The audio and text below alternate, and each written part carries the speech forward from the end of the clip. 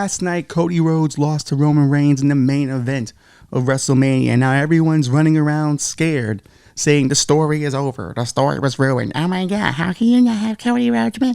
It was his time, and this is how WrestleMania works. You're supposed to send the crowd home happy. No, you're supposed to tell the best story you can, because business never ends. And, well, some people felt it ended not the way it should have. You know, a lot of people were going in there for Cody Rhodes. They really thought it was time for the big babyface win. It was time for Roman Reigns to be stopped. And to be fair, was I one of those people? Kinda. But I also wasn't married to the finish. To me, if Roman Reigns or Cody won, I was fine with either one because I knew the storytelling they've been doing recently has been stellar. Now, looking back at it, taking some time with it, having a night off with it, I kind of like it.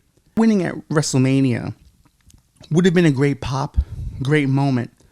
Could you have gone places from there? Of course. I think there's plenty of story places you can go with Cody, with the bloodline falling apart. Cody just came back for the Rumble and sailed to WrestleMania. And listen, there's no offense to Cody. He's a great talent, well deserving of every opportunity he gets. But just maybe he needs a little bit more adversity. Maybe just being Stardust, being Dashing, going to AEW, starting AEW, having to leave AEW, coming back here, then the pectoral. These are character elements to him. Like they define him in some ways, but we've never seen him struggle to get to where he wants to get to. He's been winning matches left and right. There has been no match since he's been back that I thought, oh, Cody's going to lose that one. Now we are in a place where Cody can lose, and he can lose big. WrestleMania, yes, is normally the capping of stories, normally where stories go to end. But may I argue that in a business that never ends, that is year long, WrestleMania is no different than Infinity War or Endgame or even one of the Avengers movies. They are tent poles to set up other things. And maybe the end game is not WrestleMania. Maybe the end game is SummerSlam. What's he going to have coming out of WrestleMania? Solo Sikoa is going to be right there, and they've already had a great match. Have them having a match that builds up to Backlash, a real good main event, and Solo Sikoa could really use it because you want to elevate him. That works. The Usos just look at the tag belts. Now they got to deal with Roman Reigns. You've got story there. Cody now has to find that second gear. He's now put in a corner he's never been put into before. That's kind of the beauty of the Rocky scenario, unlike Jon Moxley, who just never seemed to understood Rocky 3. Cody actually is going through the Rocky thing. Roman Reigns was Apollo Creed. He kind of gave him the chance. Hey man, come after me. And he loses the first one. But what are we building up to in SummerSlam? Who debuted in SummerSlam 35 years ago? Dusty Rhodes. Where is SummerSlam taking place? Ford Field, 65,000 fans. From Detroit, the very home of auto workers that his dad once championed. What better place for Cody to win it in the true beacon of hard times?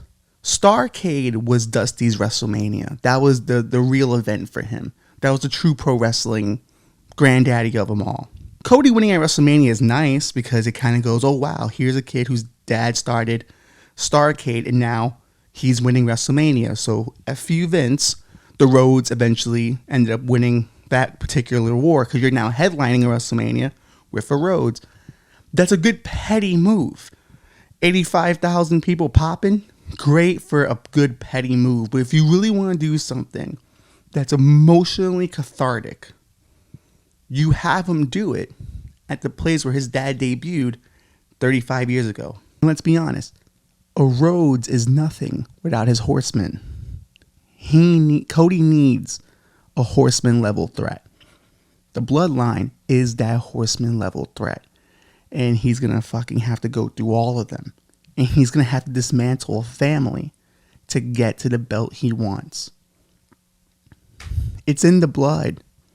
Time and history doesn't repeat. It rhymes. And that's what we're experiencing. A rhyming of today to the past of the Rhodes family. That's kind of poetic and beautiful if you ask me. Brandy Rose tweeted last night, "Hard times make better men." And she's not wrong. And clearly she knows something we don't. And yes, would the pop have been amazing last night? Of course. Would it have been so great to get wrapped up in Cody's moment? Yes. But we hadn't earned it yet because we just had him back. We wanted Cody to win because we're tired of Roman, not because we want it for Cody. And now it's time for us to get invested in Cody as we are in Roman. And we are invested now, but we're not really in it with him. And Cody going through a hard times part 2 is what's needed right now. He's the American nightmare. Detroit has experienced the American nightmare as jobs have left Detroit. As America has forgotten what infrastructure was. Cody can be the embodiment of the current hard times America goes through. And he can't do it in suits, though. He's got to go back. He's got to go back to basics. Jeans, t-shirt. He's got to go backward to go forward. Go back to the basics. Be that Atlanta kid from the hometown that everyone's rooting for.